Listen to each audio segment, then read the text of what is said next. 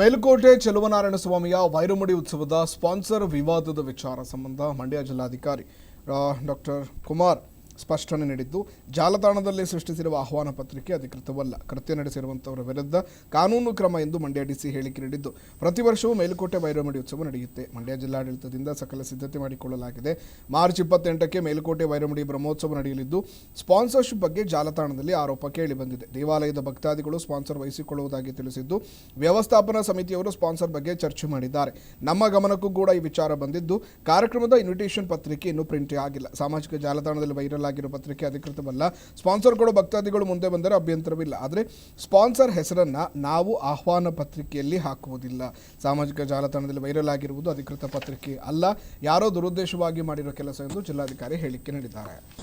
ಶ್ರೀ ಚೆಲುವನಾರಾಯಣ ಸ್ವಾಮಿ ದೇವಾಲಯದಲ್ಲಿ ಸಂಬಂಧಪಟ್ಟಂತೆ ಪ್ರತಿ ವರ್ಷ ವಿಶ್ವ ಪ್ರಸಿದ್ಧ ವೈರಮುಡಿ ಬ್ರಹ್ಮೋತ್ಸವ ಕಾರ್ಯಕ್ರಮ ನಡೆಯುತ್ತೆ.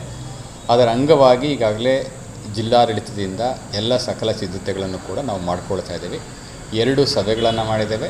ಮಾನ್ಯ ಉಸ್ತುವಾರಿ ಸಚಿವರ ನೇತೃತ್ವದಲ್ಲೂ ಕೂಡ ಶಾಸಕರನ್ನು ಒಳಗೊಂಡಂತೆ ಎಲ್ಲರನ್ನೂ ಕೂಡ ಕರೆದು ಈಗಾಗಲೇ ಸಿದ್ಧತೆಗಳ ಬಗ್ಗೆ ತಯಾರಿಯನ್ನು ಕೂಡ ನಾವು ಮಾಡಿಕೊಂಡಿದ್ದೇವೆ. ಸೊ 23ನೇ ತಾರೀಕಿಂದಲೂ ಕೂಡ ಪ್ರಾರಂಭವಾಗುತ್ತೆ. ಬಹಳ ಮುಖ್ಯವಾಗಿ ವೈರಮುಡಿ ಬ್ರಹ್ಮೋತ್ಸವ ಇದೇ ಮಾರ್ಚ್ 28ನೇ ತಾರೀಕು ನಡೀತಕ್ಕಂಥದ್ದು. ಅದಕ್ಕೂ ಕೂಡ ಸಕಲ ಸಿದ್ಧತೆಗಳನ್ನು ನಾವು ಮಾಡಿಕೊಂಡಿದ್ದೇವೆ.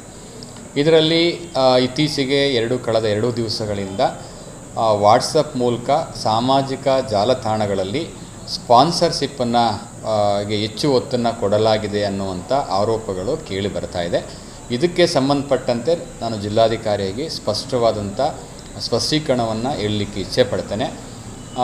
ಕೆಲವು ದೇವಾಲಯದ ಭಕ್ತಾದಿಗಳು ದಾನಿಗಳು ನಾವಾಗೆ ಕೆಲವು ಅಂಶಗಳನ್ನು ಒಳಗೊಂಡಂತೆ ನಾವು ಸ್ಪಾನ್ಸರ್ಶಿಪ್ನ ವಹಿಸ್ಕೊಳ್ತೇವೆ ಅನ್ನುವಂಥ ಮಾಹಿತಿಯನ್ನು ವ್ಯವಸ್ಥಾಪನಾ ಸಮಿತಿಯವರಿಗೆ ಕೊಟ್ಟಿದ್ದಾರೆ. ಈ ವರ್ಷ ಹೊಸದಾಗಿ ವ್ಯವಸ್ಥಾಪನಾ ಸಮಿತಿಯವರು ನೇಮಕ ಆಗಿದ್ದಾರೆ. ವ್ಯವಸ್ಥಾಪನಾ ಸಮಿತಿಯವರು ಅವರ ನೇತೃತ್ವದಲ್ಲಿ ಸ್ಪಾನ್ಸರ್ನ ತೆಗೆದುಕೊಳ್ಳಿಕ್ಕೆ ಚರ್ಚೆಗಳನ್ನು ಕೂಡ ಮಾಡಿದ್ದಾರೆ. ಅದಾದ ನಂತರ ನಮ್ಮ ಗಮನಕ್ಕೆ ಬಂದ ಮೇಲೆ ಯಾವುದೇ ಆಹ್ವಾನ ಪತ್ರಿಕೆ ಇನ್ವಿಟೇಷನ್ ಇನ್ನೂ ಕೂಡ ಪ್ರಿಂಟ್ ಆಗಿಲ್ಲ. ಈಗ ಸಾಮಾಜಿಕ ಜಾಲತಾಣದಲ್ಲಿ ಹರಿದಾಡ್ತಾ ಇರತಕ್ಕಂಥ ಇನ್ವಿಟೇಷನು ಅಧಿಕೃತ ಅಲ್ಲ. ಹಾಗಾಗಿ ನಾವು ಈಗಾಗಲೇ ಸೂಚನೆಯನ್ನು ಕೊಟ್ಟಿದ್ದೇನೆ. ನನ್ನ ಗಮನಕ್ಕೆ ಬಂದ ಮೇಲೆ ನಮ್ಮ ತಾಲೂಕು ಟೆಂಪಲ್ನ ಇಒರು ಯಾರಿದ್ದಾರೆ, ಎಕ್ಸಿಕ್ಯೂಟಿವ್ ಆಫೀಸರ್ ಯಾರಿದ್ದಾರೆ, ಅವರಿಗೆ ಸ್ಪಷ್ಟವಾದಂಥ ಸೂಚನೆಯನ್ನು ಕೂಡ ಕೊಟ್ಟಿದ್ದೇನೆ. ಏನಂತ ಹೇಳಿದರೆ, ಸ್ಪಾನ್ಸರ್ ಕೊಡ್ತಕ್ಕಂಥವರು ಯಾರು ಭಕ್ತಾದಿಗಳು ದಾನಿಗಳು ಮುಂದೆ ಬರ್ತಾರೆ ಅವರು ಕೊಡಲಿಕ್ಕೆ ನಮ್ಮದೇನು ಅಭ್ಯಂತರ ಇಲ್ಲ, ಕೊಡಬಹುದು. ಅದಕ್ಕೆ ಅಧಿಕೃತವಾದಂಥ ಪತ್ರವನ್ನು ಕೊಡಬೇಕು, ಸೂಕ್ತವಾದಂಥ ಅನುಮತಿಯನ್ನು ತಗೋಬೇಕು. ಆ ಅನುಮತಿಯ ಕೊಟ್ಟು ಅವರು ಕೊಡಲಿಕ್ಕೆ ಯಾವುದೇ ಅಭ್ಯಂತರ ಇಲ್ಲ, ಕೊಡಲಿ.